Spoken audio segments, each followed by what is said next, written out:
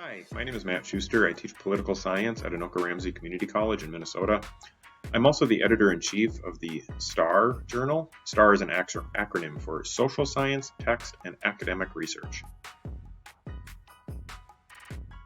The STAR journal is a nationally recognized journal designed to help students at two-year colleges doing undergraduate research in the social sciences get published for the work they're doing.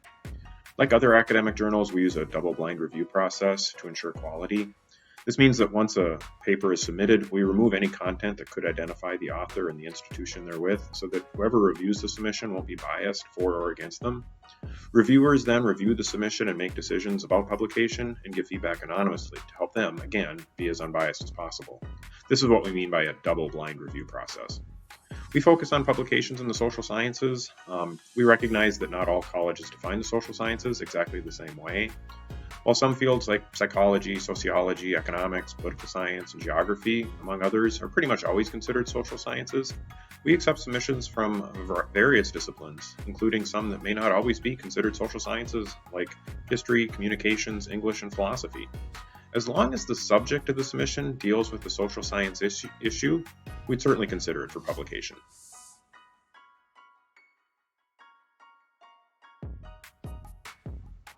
A simple answer to the question, why should you publish in the STAR journal, is that you did the work and you should be recognized for it. Your instructor gave you an assignment, you did the research, wrote the paper, and your instructor felt it was worthy of recognition.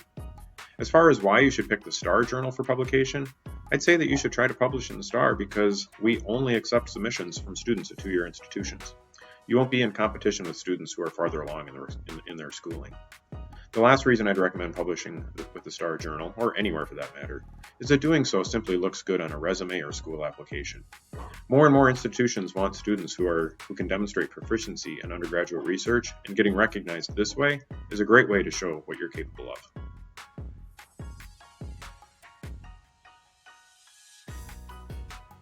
The most important thing you should do before submitting your paper is work with your instructor. Your instructor knows the work you've done and probably has a pretty good idea of how it compares to the work of others. The next thing I'd recommend doing is, if you haven't already, is utilize the other resources at your college. It never hurts to have your paper read by a second or third set of eyes. If you have a writing center, for example, that can help with the grammar and organization, let them help you. The better written and organized the paper is, the better chance it has of getting published.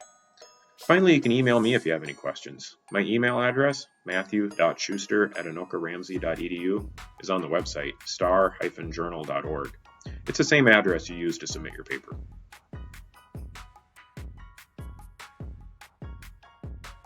The first thing that happens after submission is that you'll hear back from me within a week or two, most likely a week, letting you know that if you made it through the first round of the process.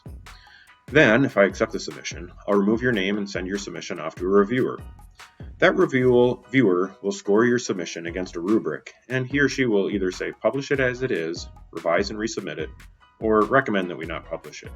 If the paper has made it to this point, though, just so you know, it's unlikely that the reviser will recommend against publication. This part of the process can take a bit longer. Be prepared to wait. You should also know that the most common response from the reviewer is to revise and resubmit.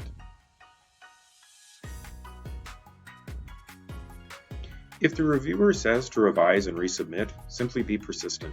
This is not the time to give up. Remember, you've already done most of the work. The research and the writing was the hard part. Revising and resubmitting shouldn't be overly taxing. Follow the reviewer's advice as closely as possible. If you do what the reviewer says to do, he or she shouldn't have any reason to say anything other than publish as is after you resubmit the paper.